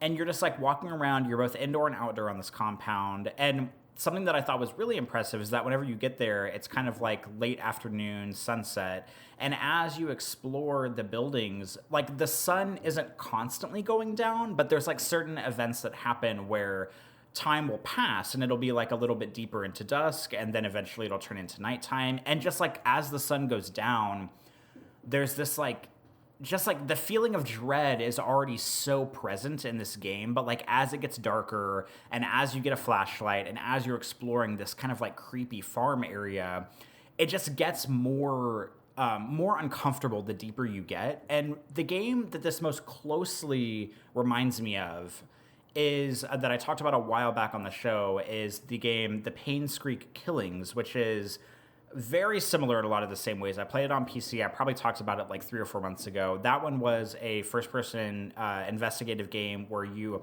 instead of investigating like a church compound, you're basically exploring like an entire sort of like little village with a bunch of houses and apartments, and there's like a big mansion in the back. There's like a sewer system. Very similar experience where nobody else is there. You go to investigate a murder, and you just like know a bunch of shit went down, and you're just kind of poking through people's stuff. And there's this sort of like air of dread around the entire thing. And that's very much how Sagebrush is. And the entire time, I'm not going to spoil if this happens or not, but it's the kind of game where the entire time I was playing it, I was just thinking to myself, like, I know everybody was supposed to have died here, but somebody's gonna show up at some point, and they're gonna like have a fucking axe, or they're gonna like chase me. And and just so to make it clear, this is not like an Outlast. You're hiding from stuff, you're running. Like the game is deserted, but it has that feeling of just like, it just has so much character that you think somebody could be like around the tree watching you, or somebody's watching you from a building from far away while you're like creepily exploring this like, dusk campground by yourself. And there's like some tiny puzzle elements, and then it all comes to a head at a certain point in the game. And I'm not going to spoil anything. And this game, only to be clear, this game only took me about an hour and a half to beat. And then when I beat it, there was a couple little extra things that I had missed, and I went back and played those. And the game does a really good job of saving, like kind of like before you enter like the last sort of area that wraps stuff up. So if you miss those things, you can just reload that save and then kind of go explore whatever you might have missed before. How do you know what you missed? Because the game kind of tells you after the credits roll. Okay. It's like, oh, there were X amount of audio logs and you only found this many. Like, there's still more stuff to explore. Like, it basically just flat out tells you that. But does it tell you where they are, or do you just have to like blindly search for them? You just have to search for them. Okay. And that's probably, and sort of that in essence is maybe, and this is not a big complaint, but it's maybe my only like small complaint about the game, is that you start out and it kind of guides you in a way where, you know, you only have access to one building when you get there. And then you find a key that unlocks a gate and it kind of opens up the entire compound to you. And for a while, like, I thought the game was doing a pretty good job of sort of like slowly nudging me in the right direction to go, because the whole compound is open. And, you know, some of the buildings are locked and, you know, you have to find a key in one building to get to another building. And so it does like a pretty good job of sort of guiding you on where to go. But there was one point in the game where I found something, or like I saw something that I don't think I was supposed to have seen yet. And so whenever I found the item that went to it, I just immediately went there without having to find the thing before it, that the game was basically like, hey, go find this thing. Like, I just kind of found it on my own. And so a little bit of that, like, you know, good sort of like slow guiding was lost on me, because I found something I think I wasn't supposed to find early on. And then there was like one building that I didn't explore because I thought it was going to be like the last building of the game. And then I went into another building, and that ended up being the last building of the game. So it wasn't like hugely disappointing or anything, and I was able to reload the save and kind of like go to the other building first. But I think that it could have done a slightly better job of sort of like guiding me just a little bit, because I, you know, flubbed and found the thing I wasn't supposed to find yet. And I wasn't sure like what the last area was going to be, and I just happened to pick the wrong one, because I basically had two buildings in front of me, and I was like, okay, I guess I just have to guess which one I think is going to be the last one, and I kind of guessed wrong, but I was able to go back and do it. But yeah, this game is so good. It is everything that I love about these kind of narrative adventure games. Like, I mean, because some narrative adventure games I play don't have like the creepy factor, and that's totally fine. You know, like Dear Esther is a good example of that. Like, there's nothing really scary about that game. That game is more about like sort of like exploring a past relationship and kind of being sad about it, and like letting that sadness like turn into, I guess, like more of like a happiness as the game goes on. But like, I really like these kind of narrative adventure games where there's just like this weird cloud of dread over the whole thing, because it really keeps you on edge. It kept me I was never bored when I was playing this. I was really uncomfortable for a lot of it. And I mean, we're talking about like an hour and a half long game that has these weird, like, not weird, but these like kind of retro graphics. So, you know, it wasn't like there was some realistic like zombie chasing me or something. Like, it was just all in my head. And I think it takes a really great design, really great sort of like environmental design and placement of things and story pacing to have the game be made and to sort of invite you in. And then you get into the game, and the game gets into your head, and it just like everything that you dread about it is sort of like partially populated by what you're thinking and what you're experiencing as it goes on. It's not necessarily like monsters around the corners and stuff. And I was very uncomfortable when I was playing a lot of this game, and it just really speaks to the pacing to it, to the design of it, to sort of like the story that the game is telling. And oh God, this is an exceptional example of everything that I love about narrative adventure games. And I am so happy that you recommended it to me, because I thought I had seen it on the Switch store before, and I think I just glanced at it and looked away. Probably would have never come back to it and looked at it again. I'm really glad you saw it and recommended it to me. And if anybody who's listening is into these games, this is like, as far as like a creepy looking through people's shit simulator that's like concise, it doesn't waste your time. It has, this sounds really silly, but it has a run button, so you're not stuck walking your slow ass around the entire map. You can like run, and the run is almost comically brisk, so that's kind of a good thing. It matters. It matters, man. It does matter, because like I love Dear Esther. I love that game, but the character that walks around is slow as fuck. And if there was a run button, I would like that game a tiny bit more. And this game has a brisk run, so you can just like jog around the compound.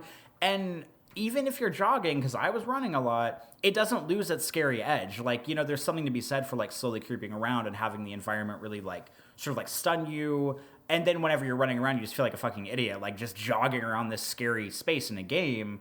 And I've talked about this about games before where like the game is supposed to be scary, but I end up just running all the way through it because it's not scary or it's not interesting. Even when running around the compound in this game, I was still frightened whenever I got a key to a door that I suspected was something that was going to be like a revelation or something scary. It definitely had that sort of Silent Hill effect on me where I was really scared to open the door just to see what was on the other side. And because it's the kind of game where like you don't know what it's capable of. You don't know if it's going to spawn an enemy. You don't know if there's going to be a chase sequence. You just don't know what it's going to do. And it's long enough to where it's interesting, but it's short enough to where it doesn't like, show its hand or reveal everything about it, and it really keeps you on edge. And oh my god, I fucking love this game. It's so good. It is exceptionally well done, and oh my god. So thank you so much for recommending it to me, because without your recommendation, I probably wouldn't have played it. And it's just, this game is wonderful. I love it so much. I have not heard you rave like that in quite some time. Wow, I'm so I mean, I'm totally pleased because, like you said, I took a look at this and I'm like, damn, this has got Corey written all over it. There's no way this is not a Corey-ass game. But, some are good, some are bad. And, maybe it would just have the telltale signs but wouldn't actually deliver the goods. But, wow, you really clicked with this one, which is amazing. So I'm really glad that you liked it. I'm really glad that you did not waste your $5 or whatever the price was. Good. Excellent. I don't want to talk about it too much because I have to say you've done your job as podcast co-host, because you're kind of selling me on it, even though I know I don't like games like this, but you're kind of selling me on it. But I have to ask you a couple of questions. Let's not talk about it too much. I don't want to spoil any more of the story or anything like that. And I'm sure for people who are listening, they have heard enough by now to know whether they're in or out. But for me, I need to know two things. I need to know, number one, and just be brief, don't spoil anything hardcore, but like I need to know, like are there enemies in this game? I don't want to tell you. Can I tell you? No, you've already answered by not answering. Okay, number two. No, I'll tell you after we stop recording. How about that? Okay. And number two, like, are there jump scares? No, there are no jump scares. There are no jump scares. Not that I can think of, no. Which is like even more a testament to how good it is. Oh my god, it's so creepy without being jump scary. Okay, good. That's all I need to know. So don't tell me anymore. You've got me on the edge with this one. So you should wear that as a badge of honor, because I fucking can't stand these games, dude. I find them so boring. So the fact that you've got me like thinking about buying this one is, you really went above and beyond in selling it. So okay, let's leave it there. Let's not spoil anymore. We can talk after the show because I do need maybe like a little bit more information. Okay, I do have one more tiny thing that I just remembered I want to say go before. For it. Something. This is like us doing our due diligence about accessibility in the game. Oh yes, please. One tiny thing that I want to mention is that this, and I should have seen this coming a mile away because this has happened with other of these like sort of like small team indie games, is that I bought it on PS4. The game does not offer inverted y-axis for the control scheme. So that was really, really, really disappointing for me. And like as soon as I bought it and turned on the options menu, I was like, oh, damn it, I should have seen this coming. Because if I had thought about it better, I would have played it on PC, because A, the immersion would have been better because the PC monitor is like literally right in my face as I'm playing it. And B, I don't, like, with a mouse, I don't do inverted on the mouse because that seems strange to me. But I do it on controllers. This game does not have Y-axis support for, I mean, it has subtitles, it has all the other good stuff, but it does not have Y-axis support for controllers. However, the game is paced in such a way that I got over that pretty quickly. So it's still a complaint. Like, I almost tweeted the developer last night, and it was like, hey, dude, are we going to patch this in? Like, this is kind of a big deal for console players, but I decided not to because after I finished it, because it's not an action game. You're not like first-person shooting shit and platforming. Right. So it's easy to get around without, no matter how your access situation is. But I just want to make that clear. On PS4, there's no inversion for Y-axis. I suspect on Switch it's probably the same thing because I doubt they would not add it to one and add it to the other. So just everybody know that going in.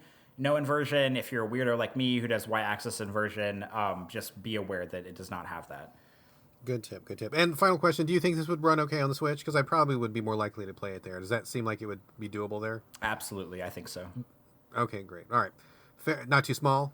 Nothing like, would I be straining my eyes for details or anything? I don't think so. I would recommend wearing headphones when you play it because the sound design is really impeccable, and I know you're usually not a sound guy. But I don't think the detail on the screen would be too small. I don't think so. Okay, I will not play with headphones because that is too scary for me. I cannot handle that. Man. Cannot handle it. I'm just up front. I don't go there. I can't do it. So okay. Anyway, let's move on. I got one more game and then we got to wrap it up. Thank you for that though. You have really strongly got me considering it. So okay, moving on. Final game of the night, Metal Wolf Chaos HD. This just came out, I think, this week. Originally developed by your favorite developer and mine, FromSoft, the makers of Dark Souls. That's right, folks. This game came out in 2004, a full 15 years ago, and it is only just now, this week in 2019, making its way to the West. This was a very famous game they put out, famous for not getting localized. A lot of people were very surprised at the time. A lot of importers made a lot of hullabaloo about what a great game it was and how rad it was and how all of us people who don't import are missing out. I've known about this game forever, and as someone who has played literally every game FromSoft has ever put out in America, it was really weird that this one never made it, and I was always, feeling like I missed out because that was something that was right up my alley. 15 years later, probably one of the longest waits ever to get localized. It's here. I played it, and I have experienced it, and I'm glad that I did. A little bit of backstory just on this. It is a third-person mech game, action game. You play the President of the United States of America, who is also a mech suit pilot. He is in a mech suit. Hold on, can we? Yeah. Let's pause on that for a moment. You play as the President of the United States of America, who is a mech suit wearing soldier. Yeah, absolutely, 100%. You're not even a soldier. You're just the president. You're just the prez. Terrorists have taken over, but these terrorists are being assisted by the vice president, who's trying to enact a coup. And so you strap on this mech suit and you launch from the White House and you go to take back America by force. That is literally what this game is about. It was made on the original Xbox, I believe. I was doing a little bit of research. I've known about it, but I wasn't quite sure exactly why it didn't come over. There was a lot of stories. Some people said that it was because real Americans would have been offended by how the Japanese portrayed Americans. I mean, maybe. As I was doing some more research, it seemed to be more so that it was a combination of the game not performing well in Japan, because, number one, because it was on the Xbox, and the Xbox has never done well in Japan. And also, I read that there were some comments after the fact from FromSoft saying that post 9/11, they felt like it was in poor taste to release a game like this in America, so they decided not to, for fear of backlash. So, I guess I see that, although this game is so over the top and so ridiculous that I find it hard that anybody would be offended by it. But then what did I just say? Of course people would be offended by it because this is America. And somebody would be offended. Fanboys flip the fuck out anytime a developer even hints about politics being in their game. And this is the President of America taken over, from terrorists and stuff. Of course it's a political game, although it's also a satire. So I don't know that I agree with their decision to not port it.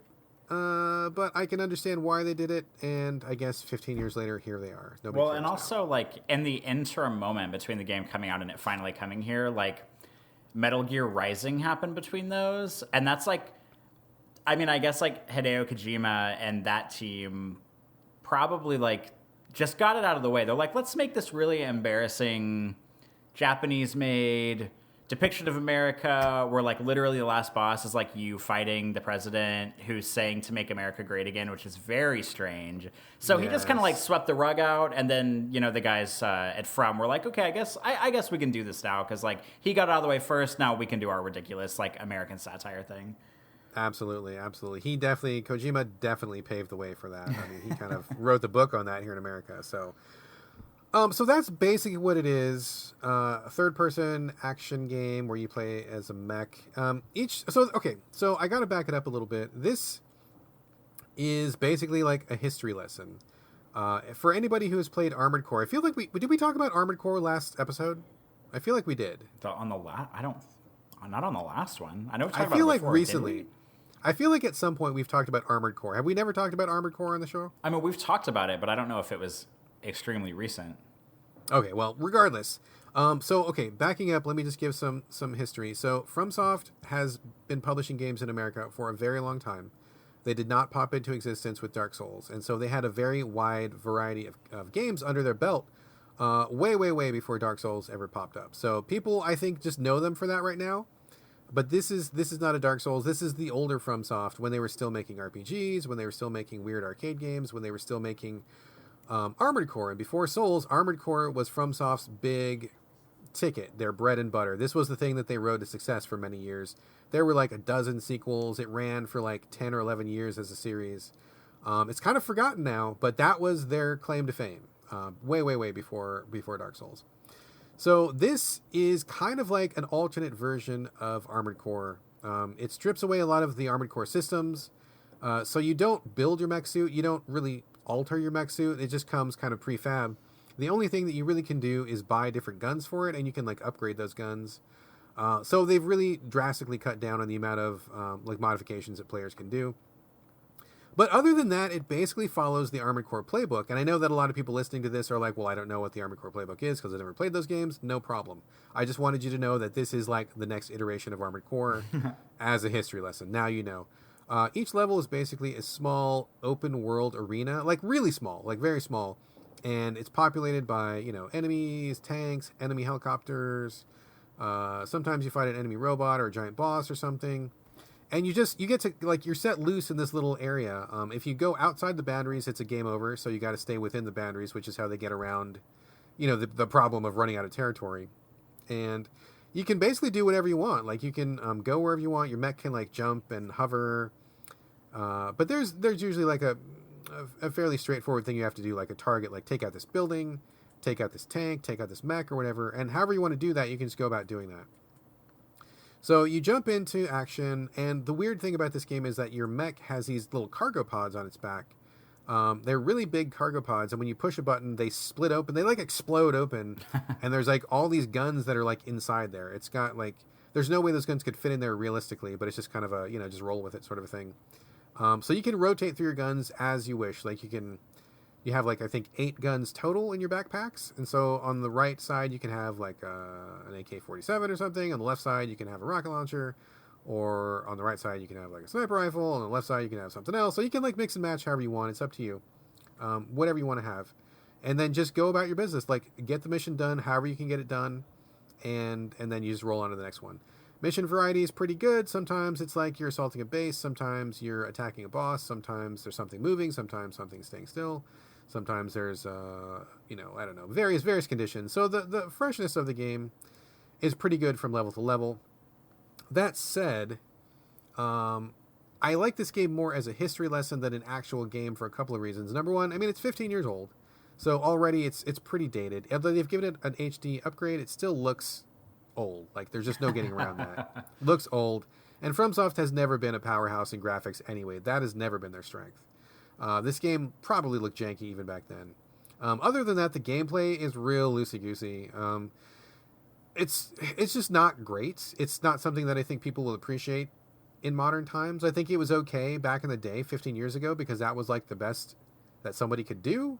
But we've gotten a lot more sophisticated games since then, a lot more sophisticated design, and it feels just really janky and sloppy and loose right now.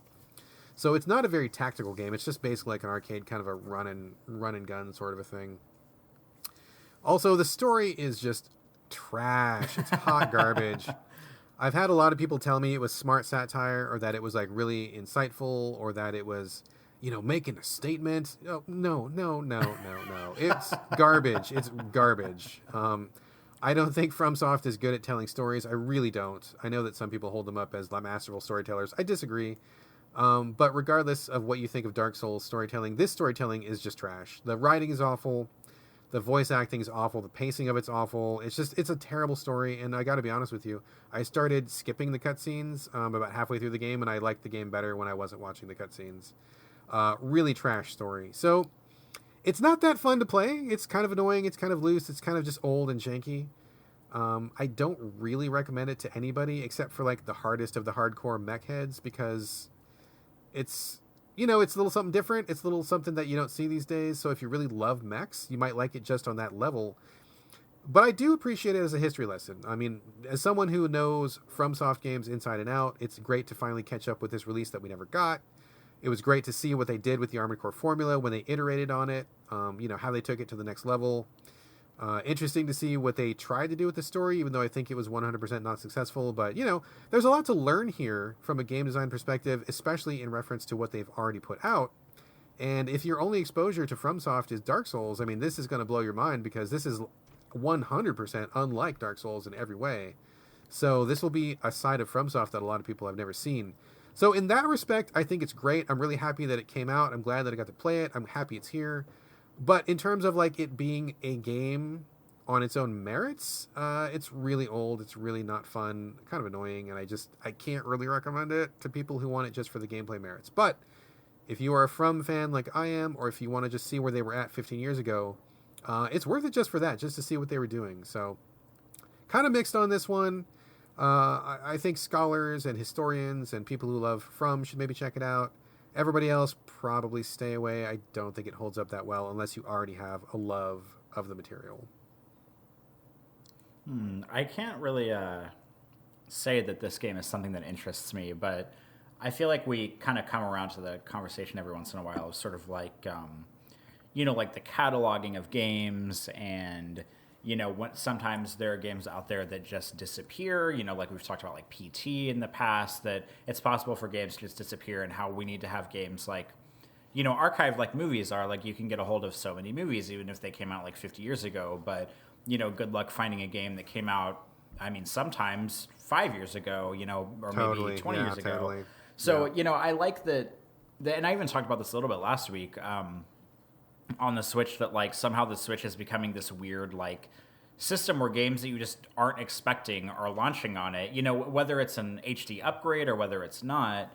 And I just like, even if the game, this game as a history lesson, like maybe isn't that playable or isn't that wonderful anymore, but just the fact that it's there and exists and will hopefully always be there on the Switch and exists. Like, I can't see a situation which would get like pulled or something.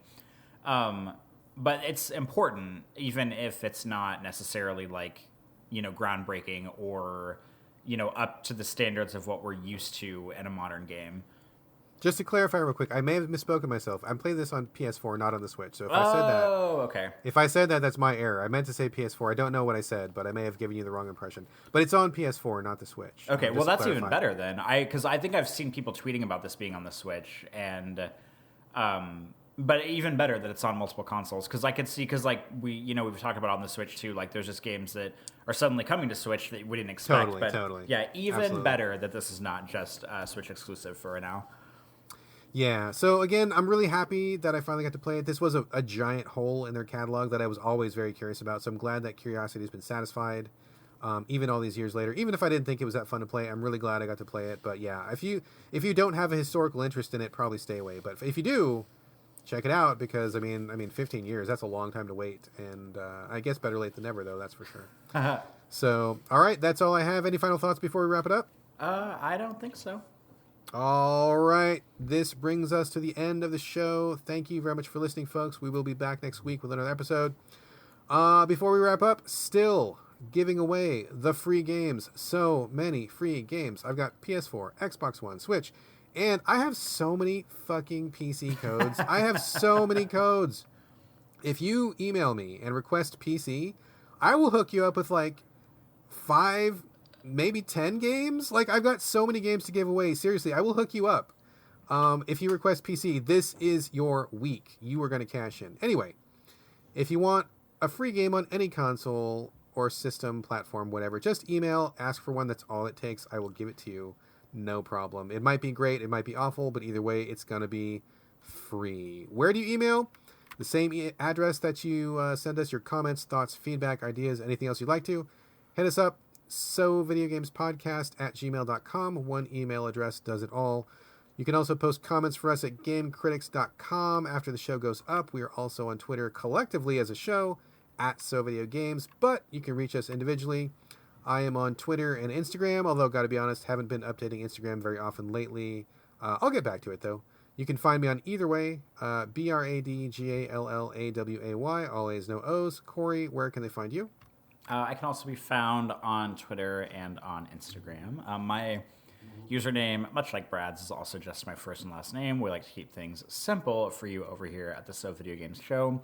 And my first and last name are Corey Motley, Coreymottley. Excelente. That is it for us this week. Thank you, folks, again for joining us for another So Video Games. We'll be back again next week. But for now, this is bye from Brad. And bye from Corey. We will see you guys next week.